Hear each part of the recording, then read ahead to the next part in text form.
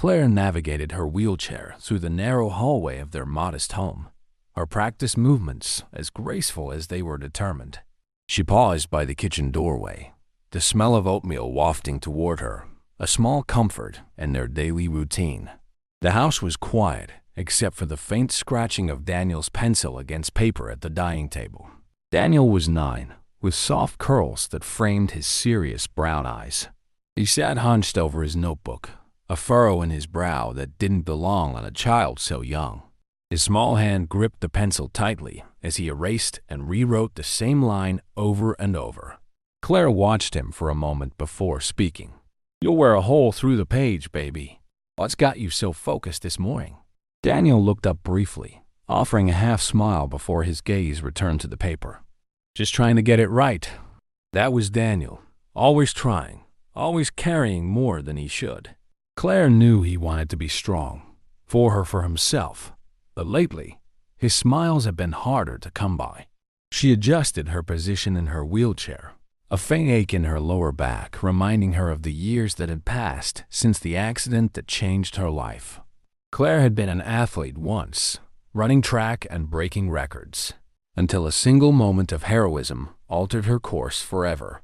Now, every decision, every ounce of her strength, was focused on giving Daniel the life he deserved. Their home, small and weathered, sat on a quiet street in a predominantly white neighborhood. It was an environment that often made them feel like they were living on the edge of someone else's world, never quite belonging.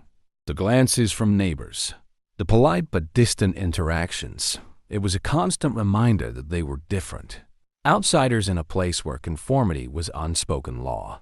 As Claire placed a steaming bowl of oatmeal on the table in front of Daniel, her thoughts lingered on James. His picture still hung on the wall by the window, his warm smile frozen in time. James had been the love of her life, a man who could light up a room with his laugh and whose strength had been the foundation of their family. It had been nearly 2 years since he died, a loss that still felt like a fresh wound. He'd gone out one evening to pick up groceries, a quick errand that ended in tragedy. A robbery gone wrong, a gunshot meant for someone else. James had stepped in to protect a stranger, a final act of selflessness that left Claire and Daniel to navigate life without him. "You okay, Mom?" Daniel's voice broke through her thoughts. Claire smiled softly, brushing a hand over his curls. "I'm fine. Just thinking about your dad." Daniel's pencil stilled, and he looked up at her with a mix of sadness and something unspoken. "I miss him too," he said quietly. Claire nodded, her chest tightening. "I know, baby, but we're still a team, right?" "You and me?" Daniel nodded back, the ghost of a smile playing on his lips. "Yeah, we are." As the school bus honked outside, Daniel grabbed his backpack and slung it over his shoulder. Claire wheeled herself to the door, watching as he trudged down the path. He paused at the gate, glancing back with a small wave before climbing onto the bus. Claire stayed by the window long after the bus disappeared down the street. Something weighed heavily on her mind, a mother's intuition, the kind that knew when her child was carrying a burden he wouldn't share. Life had taken so much from them already, but Claire made herself a promise. No matter what, she would fight for Daniel's happiness. In their quiet home, surrounded by memories and unanswered questions, Claire resolved to face whatever challenges lay ahead. Because for Daniel, and for the legacy of the man they had lost, giving up was never an option. The bus jolted to a stop outside Millstone Elementary, its yellow exterior gleaming in the early morning sunlight. Daniel stepped off slowly, his small frame dwarfed by the towering brick building in front of him. He adjusted the straps of his warm backpack and avoided the bustling crowd of students. Laughter and chatter filled the air, but Daniel walked in silence, keeping his head down. Inside the school, the air was thick with the smells of pencil shavings and cafeteria food. Daniel made his way to his classroom, gripping his books tightly. As he passed a group of boys by the lockers, his stomach clenched. He recognized them instantly, Tyler, Mason, and Liam. They were older, taller, and carried themselves with the confidence of kids who knew they wouldn't be challenged. "Hey, Daniel." Tyler called out, a smirk spreading across his face. How's life in the charity case lane? Daniel kept walking, pretending not to hear, but the sting of the words hit him hard. What's wrong? Can't talk? Mason added, stepping closer. Too busy taking care of your crippled mom? Daniel's steps faltered. His heart raced, and a lump formed in his throat, but he pressed on, eyes fixed on the classroom door ahead. If he could just make it inside, he'd be safe. The boys laughed behind him, their voices loud enough to draw glances from other students. Daniel hated the way people looked at him, not with empathy, but with curiosity, like he was some strange creature they didn't understand. In class, he slid into his seat at the back of the room, his hands trembling slightly as he pulled out his notebook. The teacher, Miss Callahan, began the day's lesson, her voice a soothing monotone that faded into the background as Daniel stared at the blank page in front of him. He couldn't focus. The whispers and stifled laughter from across the room drew his attention. Tyler and his friends sat a few rows ahead, occasionally glancing back at him with knowing grins. Daniel, Miss Callahan's voice broke through his haze. Are you with us? He nodded quickly, his cheeks burning as the class turned to look at him. Miss Callahan frowned slightly but didn't press further, moving on with the lesson. At lunch, Daniel sat alone at the far end of the cafeteria, his tray untouched.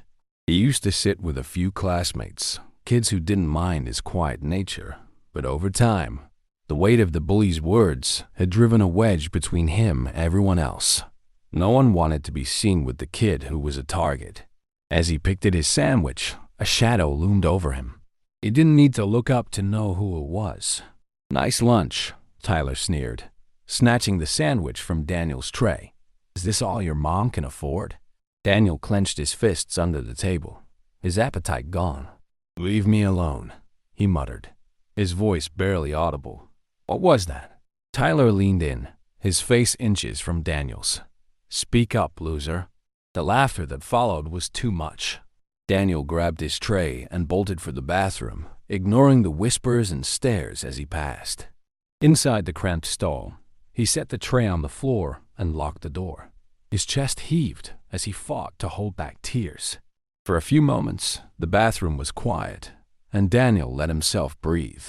But then the door opened, and he heard their voices again. Let's see how long it takes him to come out, Mason said, the sound of the stall door being rattled making Daniel's heart pound. They laughed as they left, slamming the bathroom door behind them. Daniel stayed inside, his knees pulled to his chest until the bell rang. He didn't want to leave, but he couldn't risk being late. When he finally emerged, his face was pale, his eyes red-rimmed. He walked back to class with his head down, each step feeling heavier than the last. By the time the final bell rang, Daniel felt completely drained. As he climbed onto the bus for the ride home, he avoided looking at anyone. He pressed his forehead against the cold window, the lump in his throat returning. He thought about telling his mom, about sharing everything he had been keeping inside. But the image of her face, already lined with worry, stopped him. He couldn't burden her with this, so Daniel stayed silent. And the silence weighed heavier with each passing day. The sound of the school bus pulling up outside signaled the end of another long day. Claire wheeled herself to the front door, as she did every afternoon, ready to greet Daniel with her usual warm smile. She watched him step off the bus, his shoulders slumped and his head low. It wasn't the first time she'd noticed this, but each day it seemed to get worse. Hey, baby, she called, her voice soft but hopeful. How was school today? Daniel paused at the door, his eyes avoiding hers as he shuffled inside. It was fine, he muttered, slipping off his shoes and heading toward his room without another word. Claire turned her chair to follow him, concern tightening her chest. Did you get a lot of homework? She asked, trying to keep the conversation light. Not really, Daniel replied over his shoulder, his voice flat. He disappeared into his room, shutting the door gently but firmly. Claire sat in the hallway for a moment, staring at the closed door. The air between them felt heavier lately, like there was an invisible wall she couldn't break through. Daniel had always been a quiet child, but there was a lightness to him before, a spark that had slowly dimmed over the past few months. Back in the kitchen, Claire busied herself preparing dinner, the rhythmic chopping of vegetables giving her time to think.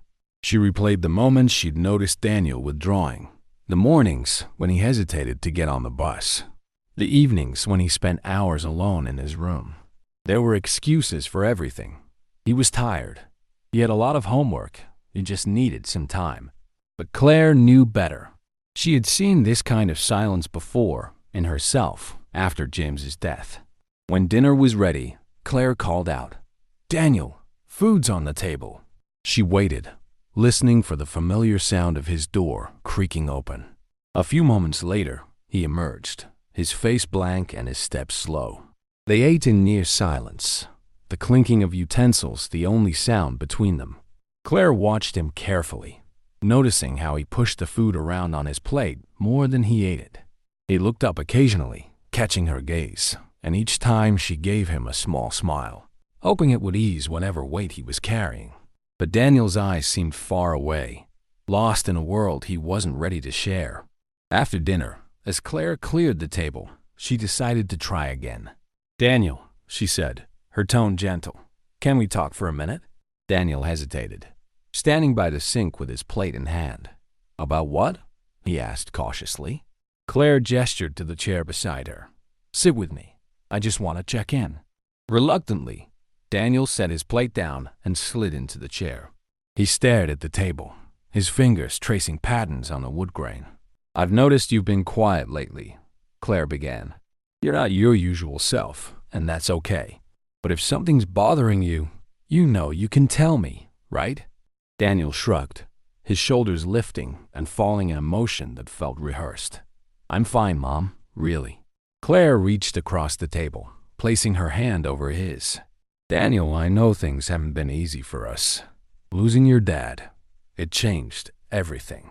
But we're in this together. You don't have to carry anything by yourself." Daniel's lip trembled for a moment before he bit down on it, his hand pulling away. "I said I'm fine," he said, his voice rising slightly before he stood abruptly. I have homework." Claire watched him retreat to his room again, the door clicking shut behind him. She sat in the quiet kitchen, her hand still resting on the spot where his had been moments ago. She knew he wasn't fine. She knew there was something he wasn't telling her. But she also knew Daniel, his stubbornness, his pride, his need to shield her from pain. She wheeled herself to the window, looking out at the darkening sky. A quiet prayer formed on her lips. "James," she whispered, her voice barely audible, "if you're watching over us, I could use some guidance right now. I don't know how to help him." The house fell silent again, except for the faint sound of Daniel's pencil scratching against paper behind his closed door. The morning started like any other, but for Daniel, the weight of dread had become a constant companion. As he trudged down the school hallway, he kept his eyes on the ground, hoping to pass unnoticed.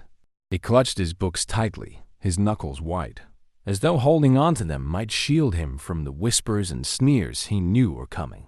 In class, he slid into his seat at the back of the room, wishing he could disappear.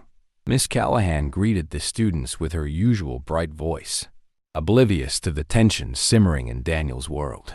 The other kids chatted and laughed, their voices blending into a cacophony that made Daniel's head ache. "All right, settle down," Miss Callahan called, clapping her hands. "We're starting a new project today, partner work." Daniel's stomach sank. Partner work meant socializing, negotiating. It meant rejection. Miss Callahan began assigning pairs, moving down the rows with ease. When she reached Daniel's row, she paused, her eyes scanning the room. "Daniel, you'll be with Tyler." The air seemed to grow heavier. Tyler, of all people, it had to be him. Tyler smirked as he sauntered over, dragging his chair noisily beside Daniel's desk. "Guess you're stuck with me," he said, his voice dripping with mockery. Daniel kept his head down, pretending to focus on his notebook. He scribbled aimlessly, hoping Tyler would lose interest. "Hey," Tyler said, nudging him with an elbow. "You better not mess this up for me, loser." Daniel's hands trembled, but he stayed silent. The rest of the morning passed in a blur. At lunch, Daniel sat alone, as usual, at the far end of the cafeteria. He poked at his food, unable to eat, his stomach a knot of anxiety. Across the room, Tyler and his friends sat together, their laughter cutting through the din. Daniel could feel their eyes on him, like predators sizing up their prey. The humiliation came in waves. First, the boys stole his backpack, rifling through it and scattering his belongings across the cafeteria floor. "What's this?" Tyler called out, holding up one of Daniel's notebooks. "Little Danny's diary?" Laughter erupted around them. Daniel scrambled to gather his things, his face burning. He could feel every eye in the cafeteria on him, but no one stepped in to help. The breaking point came later, during recess. Daniel had been sitting quietly by the edge of the playground, trying to stay invisible, when Tyler and his crew approached. "Not so tough now, huh?" Tyler sneered, circling him. Mason and Liam flanked him, their smirks daring Daniel to respond. "Just leave me alone," Daniel said softly, his voice cracking. Tyler laughed, a sharp, mean sound. "What are you gonna do? Cry to your mommy?" "Oh, wait, she can't even walk to help you." The words cut deep, sharper than any physical blow. Daniel felt his chest tighten, his breath coming in short gasps. Tears stung his eyes, but he blinked them back furiously. Then came the push. It wasn't hard, but it was enough to send Daniel sprawling onto the dirt. His books and papers scattered again, his palms scraped raw against the ground. Tyler crouched over him, his face inches away. "You don't belong here," he said, his voice low and venomous. "No one wants you here." Daniel lay still, too stunned to move. Tyler and his friends walked away, their laughter echoing in his ears. By the time Daniel got home that evening, he felt hollow. His clothes were dirty, his palms still stung, and his heart felt like it had been trampled. Claire greeted him at the door, her smile fading as she took in his disheveled appearance. "Daniel, what happened?" "Nothing," he muttered, brushing past her and heading to his room. Inside, he closed the door and sat on the bed, staring at the floor. The tears he had held back all day finally came streaming down his face in hot, silent waves. His chest heaved as he whispered to himself, "I hate who I am." For the first time, he thought about telling his mother everything. He thought about the weight he'd been carrying and how much lighter it might feel if someone else knew. But when he pictured her face, already lined with worry, he stopped himself. How could he add to her burdens? Instead, he lay down on his bed, staring at the ceiling, the echoes of Tyler's words playing over and over in his mind. The pain felt unbearable, but the silence was worse. The next morning, Claire sat at the kitchen table, waiting for Daniel to join her for breakfast. The night before, she had lingered outside his room, hearing the muffled sound of his sobs. She wanted to go in to hold him, but she knew Daniel.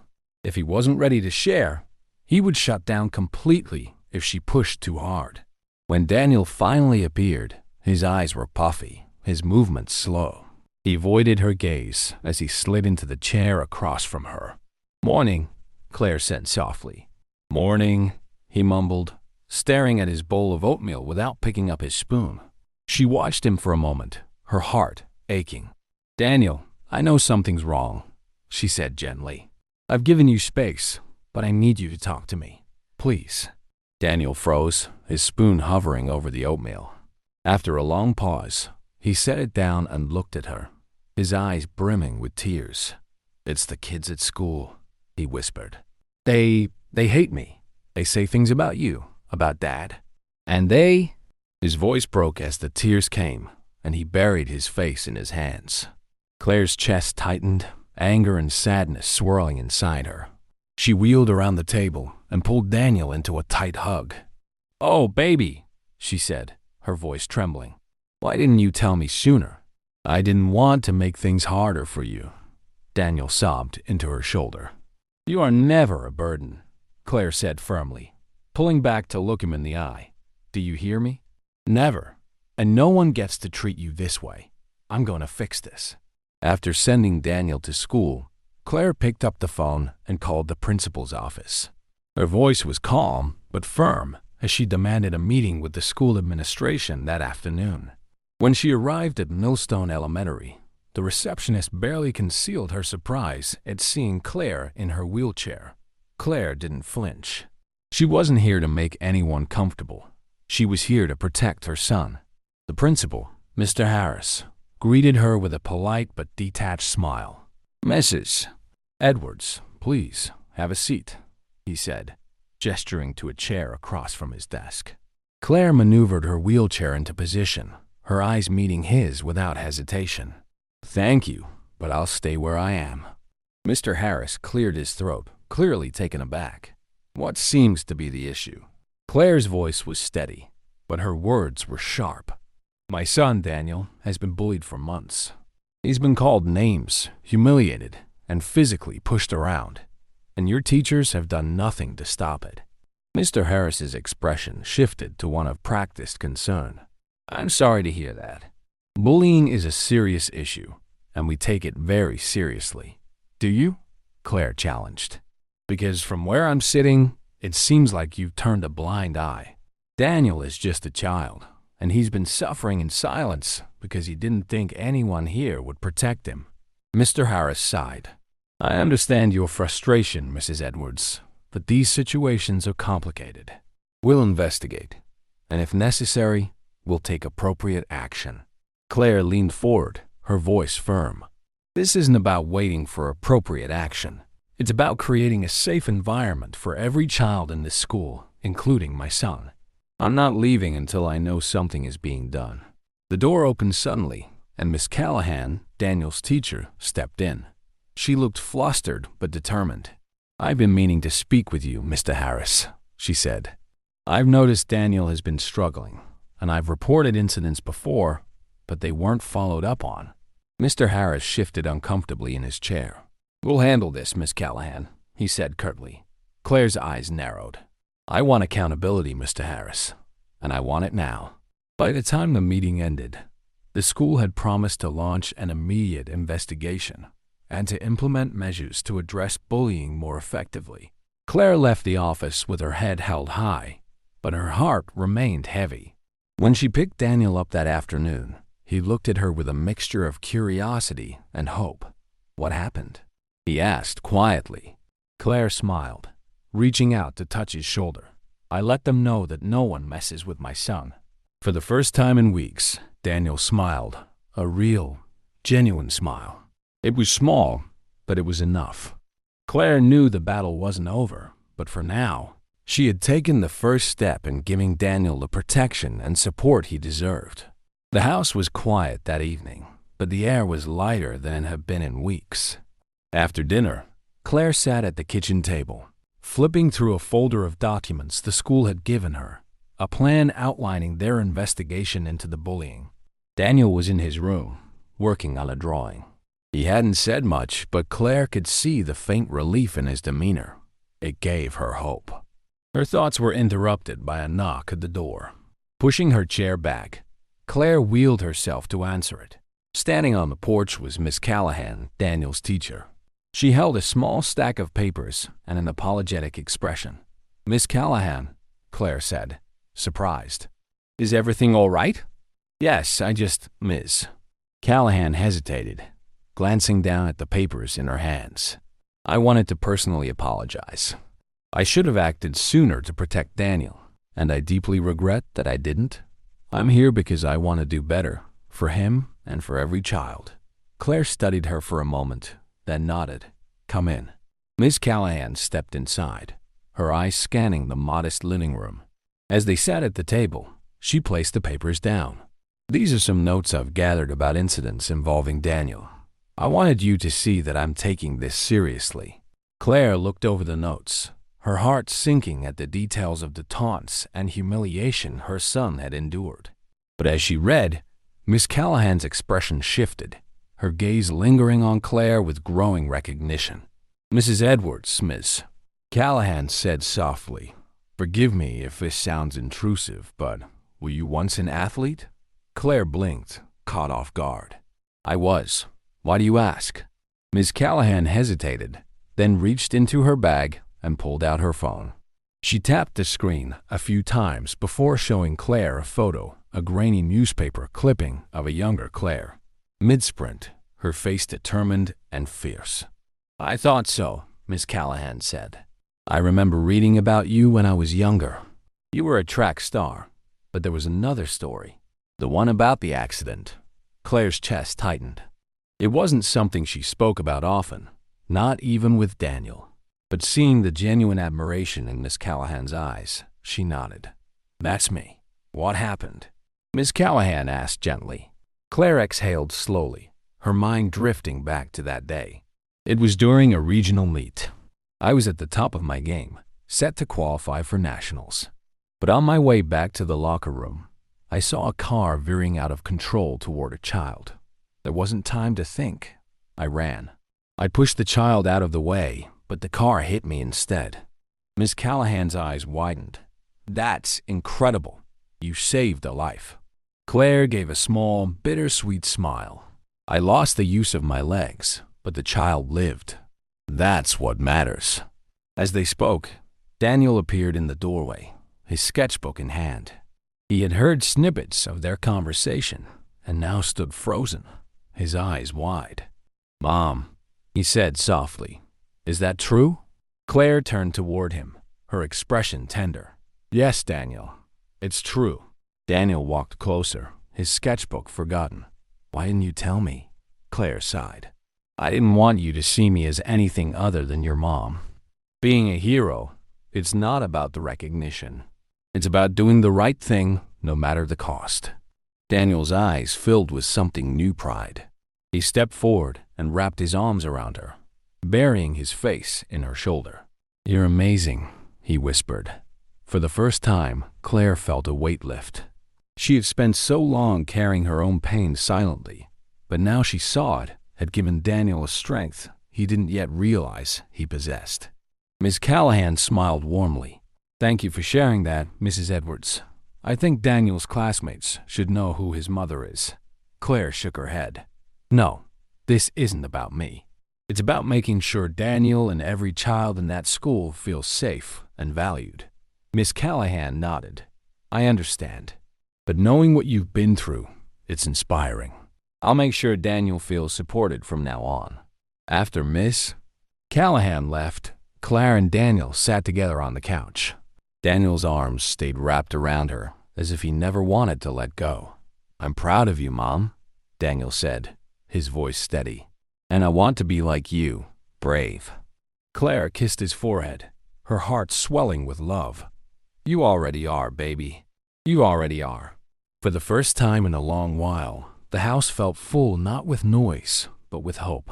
The following day, life at Millstone Elementary took an unexpected turn. During lunch, Daniel sat quietly at his usual spot, half-heartedly poking at his food. The atmosphere still felt heavy, though the bullying had stopped for now after Claire's confrontation with the school. But Daniel's heart still carried the scars, each unkind word and push echoing in his mind. Miss Callahan approached him hesitantly. "Daniel," she began, her tone gentle, "do you have a moment after lunch? There's something I'd like to share with you."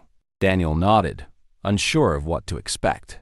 After the bell rang, he followed her to the classroom, where she gestured for him to take a seat. On her desk was a printed article, and beside it, her phone displayed a familiar photo. His mom, younger, mid-sprint, captured in a moment of triumph. "I hope this is okay, Miss," Callahan said, sitting across from him. "After our conversation with your mom, I couldn't stop thinking about her story. It's remarkable. Onius Margus. It's remarkable. I shared it with my sister, who works for the local paper, and she wrote this piece." Daniel's eyes widened as he read the title, "A Mother's Sacrifice. The Hero Who Chose Love Over Limits." "She saved a child's life, Miss," Callahan continued, "and now she's raising another one who's just as strong as she is." Daniel blinked, his throat tightening. She didn't want anyone to know." "I understand," Miss Callahan said, her voice kind. But sometimes, stories like this need to be shared, not for fame, but to remind people of the good in the world. The article spread quickly. Within hours, the local community was buzzing about Claire's bravery. Parents, teachers, and even students began sharing the story online. Soon, messages of admiration and support poured in. By the time Daniel got home, Claire was sitting at the dining table, her phone vibrating constantly with notifications. She looked up as he walked in, holding up her hands in mock surrender. "What did you do, Daniel?" She teased, though her voice carried a note of pride. "It wasn't me," Daniel said, smiling for what felt like the first time in ages. "It was Miss Callahan." Claire sighed, scrolling through the messages. "I didn't want this to be about me." "It's not just about you, Mom," Daniel said, sitting beside her. "It's about us, and it makes me proud to be your son." Claire's heart swelled as she placed a hand on Daniel's cheek. "You've always been the reason I keep going, baby." The story's viral reach extended beyond their small neighborhood. People began to take notice of the bullying issues at Millstone Elementary, and the school administration found itself under pressure to act. Parents demanded stricter anti-bullying policies, and teachers attended training sessions on fostering inclusivity and empathy. But the most unexpected response came from within the student body. Several classmates approached Daniel during recess the next day. One girl, Emma, handed him a folded piece of paper. "I'm sorry for not saying anything before," she said, her voice trembling. "It wasn't right." Daniel unfolded the note. Inside were simple words written in shaky handwriting. "You're not alone." For the first time in months, Daniel didn't feel like he had to hide. The walls of isolation he had built around himself began to crack, letting in the faint light of connection and hope. That evening, Claire and Daniel sat on the couch together, reading through the messages of support. One stood out, a comment from the parent of a child Claire had saved all those years ago. "You gave me a second chance with my son. I'll never forget that. You and Daniel are both heroes." Claire wiped a tear from her cheek, pulling Daniel close. "I guess your mom's a little famous now," she said with a small laugh. Daniel grinned, leaning against her. "You deserve it." For Claire, the recognition wasn't about the past, it was about the future. Knowing that their story had sparked change gave her hope that Daniel's world could become kinder, more just, and filled with the compassion she had fought for all her life. And for Daniel, the wave of support reminded him of something his mother had always believed. No matter how heavy the burden, they would carry it together. The next morning, the air at Millstone Elementary felt different.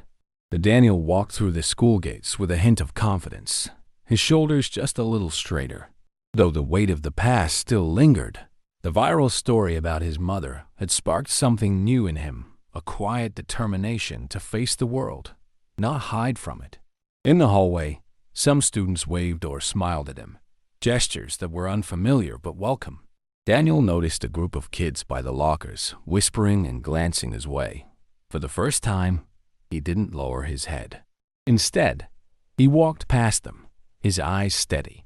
Later that day, during an assembly in the school auditorium, Miss Callahan approached Daniel. "I know you don't like being in the spotlight," she said gently, "but the principal asked if you'd be willing to say a few words about your experiences. It could really inspire others." Daniel hesitated. Speaking in front of the entire school felt terrifying. But then he thought of his mom, her strength, her courage, and he nodded. "I'll do it." As the principal addressed the crowd, Daniel sat backstage, his hands clammy and his heart racing. He glanced at the small note cards he had written hurriedly, but the words felt distant. All he could think about was the fear of messing up, of being mocked. But then he heard the principal call his name. "Let's welcome Daniel Edwards, a student who has shown resilience and bravery, and who reminds us all of the importance of kindness." The applause was polite but scattered. Daniel took a deep breath and stepped onto the stage.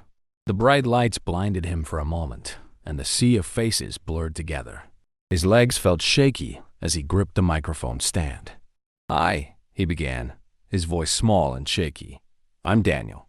A few kids in the front row giggled, but Daniel pressed on. Some of you know my mom's story now. She's a hero. But what you might not know is, I haven't always felt proud of who I am. The room grew quiet. Daniel glanced at the note cards in his hand, then set them down. He didn't need them. For a long time, I felt invisible.